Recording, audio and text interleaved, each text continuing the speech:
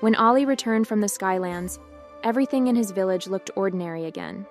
Chickens scratched at the dirt, cows mooed lazily, and Farmer Rowan was yelling at pigs for trampling his carrot patch. The sun was rising, painting the red terracotta roofs in gold.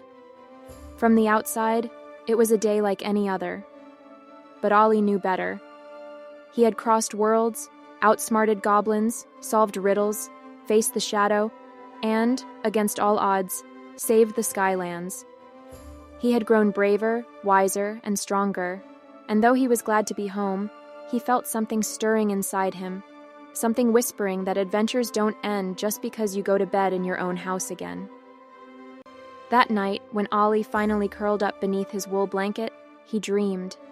In his dream, he floated above glowing islands made of crystal. They sparkled in pink, blue, and green, casting beams of light across the skies. Rivers of shining liquid flowed between the isles, and towers of diamond glass pierced the heavens. Voices whispered his name. Soft, musical voices carried on the wind. Ollie, Ollie, come find us, come quickly. He tossed in his bed. The whispers grew louder, and then he shot awake with a gasp, his heart pounding. At first, he thought he was still dreaming. His little cottage was bathed in moonlight, and all was quiet, until he heard it. Knock, knock, knock. Someone, no, something, was at his door. Ollie tiptoed forward, grabbing his pickaxe just in case. He opened the door slowly. Hovering there was a tiny glowing creature, no bigger than a loaf of bread. It had wings like a firefly, a nose like a pixie's, and enormous emerald eyes that sparkled even brighter than the stars above. "Are you Ollie?" the creature squeaked, buzzing impatiently. "Yes," Ollie said cautiously. "Who, or what, are you?" "I'm Flicker," it said proudly, puffing up its tiny chest. "A sprite from the Crystal Isles. The elders sent me. We need your help." "Help?" Ollie asked, blinking. "But I just saved the Skylands. I thought it was over." Flicker shook its little head so fast its wings buzzed. "Oh no, not over. A shard of the shadow survived. It hid, it grew, and now it's spreading through the Crystal Isles. If it isn't stopped, it will infect all the Skylands, and eventually, the overworld too." Ollie's stomach tightened. "A shard of the shadow? I thought I destroyed it completely." "You destroyed most of it," Flicker said, zipping in a circle. "But shadows are tricky. They cling to cracks and wait in silence. This one has already begun corrupting the Crystal Islands. We need you, Ollie. The prophecy spoke of your courage. You're the only one who can do this." Ollie looked down at his pickaxe, then back at Flicker. His eyes softened. "If the Skylands are in danger again, then I'll help. I don't want any worlds to fall into darkness." Flicker squealed in relief. "Yes, pack quickly. We leave now." And so Ollie stuffed bread, torches, and his shield into his satchel. He slipped out of the village before sunrise, following Flicker through the jungle vines. The mossy portal he had found before still shimmered faintly, its light weaker but still alive. Ollie touched its frame, and once more the world spun. Colors swirled, sounds warped, his stomach flipped, and then, thump, he landed hard, knees in sparkling dust. Ollie looked around and gasped. He wasn't in the jungle anymore.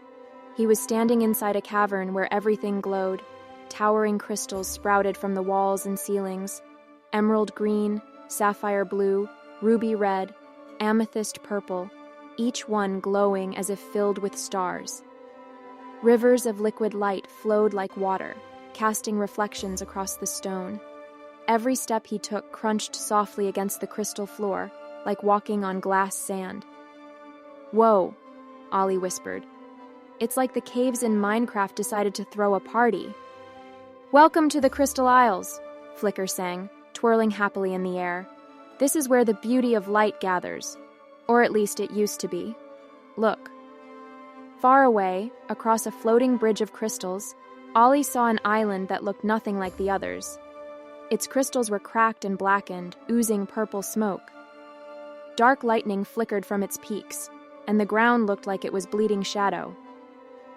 That's where the shard is, Flicker whispered. But to reach it, you'll have to pass the trials. Trials? Ollie gulped. As in, puzzles, challenges, monsters, falling into the void?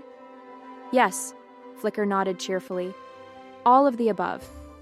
Before Ollie could reply, a loud clinking echoed behind them.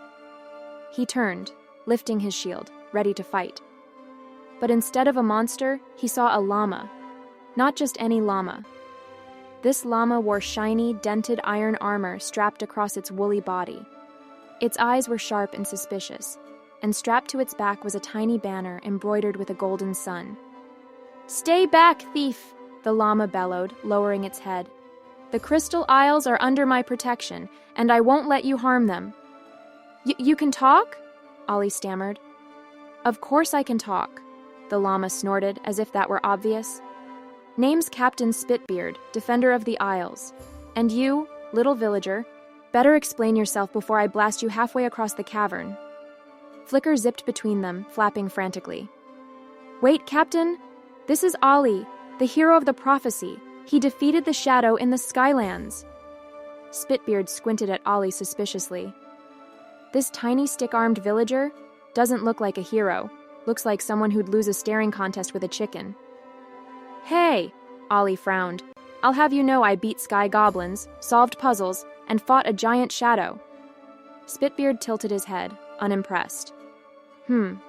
Well, even if that's true, this shard is stronger. Stronger than before. You'll need more than luck. You'll need me." Ollie crossed his arms. "And I suppose you're an expert?" Spitbeard puffed his chest. "Expert? I've spat at more enemies than you've had breakfasts. They don't call me Captain Spitbeard for nothing." Ollie blinked. "Wait, you spit at enemies?" "Don't knock it till you've tried it," the llama said proudly. "So what do you say, villager? Partners?" Ollie grinned. Partners.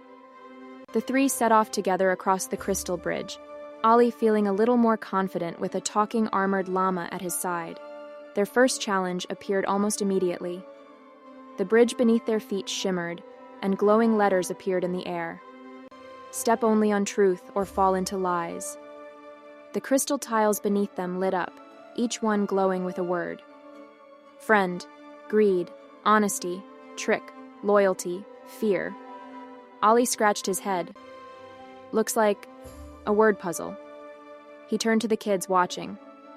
"All right, what do you think, team? Which ones would you pick? Only the good ones, right?" He carefully stepped onto the tile marked Friend.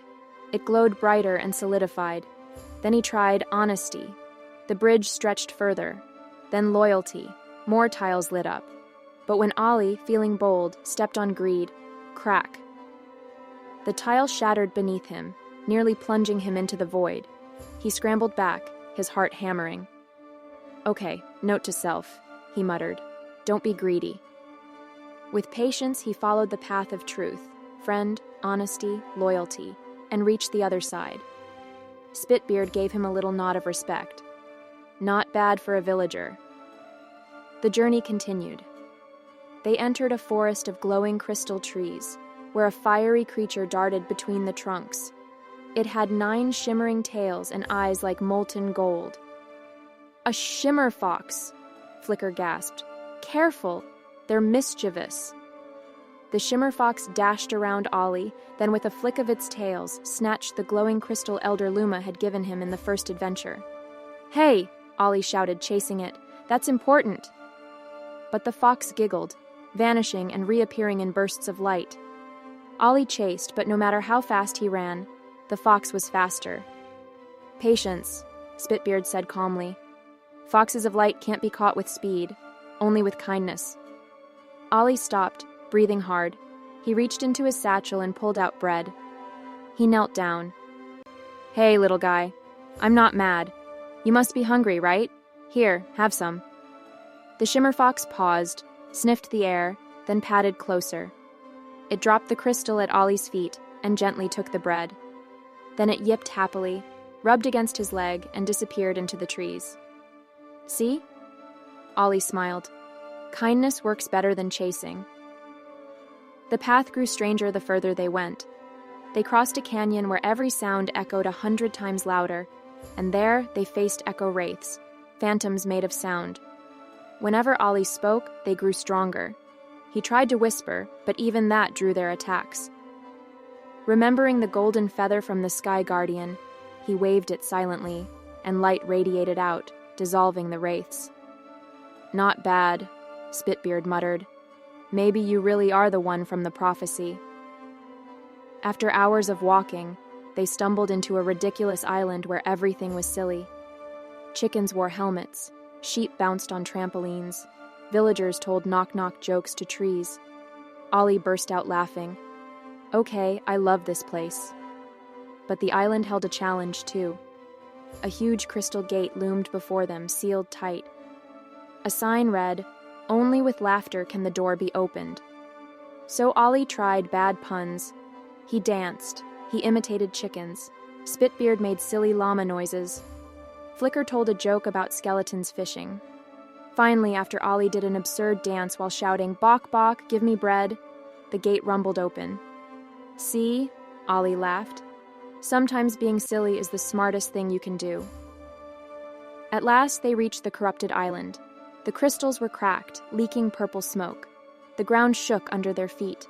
At its peak, the shadow shard pulsed like a beating heart. Guarding it was a crystal golem, twisted by darkness. It roared, swinging its massive arms. Ollie blocked with his shield. Flicker blinded it with sparks. Spitbeard charged, knocking it off balance. Ollie climbed the golem's arm, leaping toward the shard. He turned to the kids, watching. "Ready? Count with me. 3, 2, 1, go!" He struck with his pickaxe. Light exploded. The golem crumbled to dust, and the shard shattered into harmless sparkles. The island's glow returned. Elder Luma appeared in a beam of light, her silver hair flowing. "Ollie, you've done it again. The Crystal Isles are safe." Ollie grinned, holding Flicker in one hand and patting Spitbeard with the other. "I didn't do it alone. I had friends. And a little help from everyone watching." He looked right at the audience. "Remember, kindness, patience, honesty, and even laughter can solve problems. Not everything is about fighting. Sometimes the best weapon is your heart." With that, he stepped back through the portal, carrying new memories, new friends, and a sprinkle of crystal dust in his satchel. The village looked unchanged, but Ollie knew adventures were only just beginning. "Heroes of the blocks," he whispered to himself, gazing up at the stars. "It's only just beginning."